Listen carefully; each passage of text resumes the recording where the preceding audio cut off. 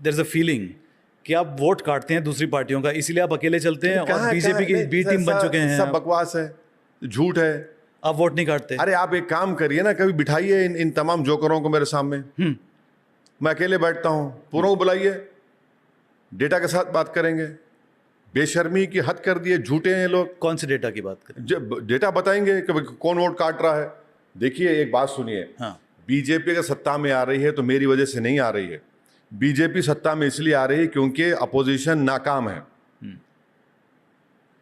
BJP सत्ता में इसलिए आ रही है क्योंकि बीजेपी ने हिंदू वोट को तकरीबन कंसोलिडेट कर चुके 50% तक।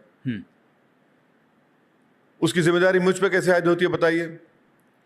अगर मैं हैदराबाद, औरंगाबाद, किशनगंज और 5 सीट अगर लड़ता हूं 2024 के पार्लियामेंट चुनाव में और बीजेपी 240 पे आ जाती है तो जिम्मेदार मैं हूं। आप बताइए कैसे जिम्मेदारी में डालेंगे? ये आपकी नफरत है।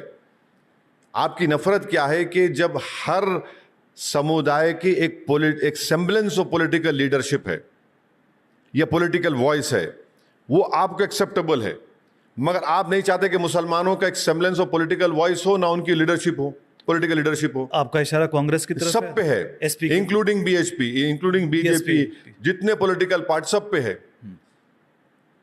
भाई यादव लीडर होगा, मुसलमान भिखारी होगा, अपर कास्ट लीडर होगा, मुसलमान भिखारी होगा।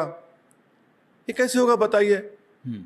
भाई जो ख्वाब हमारे फाउंडिंग फादर्स ने देखा था कि भारत की जमहूरियत एक पार्टिसिपेटिव फॉर्म ऑफ डेमोक्रेसी होगी, तो कहां है पार्टिसिपेशन मुसलमानों का बताइए? भाई जहां पर देश की अखंडता और सालमियत का मामला आएगा तो हम खड़े हो जाएंगे, जहां पे देश की सेना का मामला होगा हम देश के साथ खड़े होंगे, मगर जब हमारे घर के अंदर जो हालात हो रहे हैं उस पर तो मुझे बोलना पड़ेगा ना।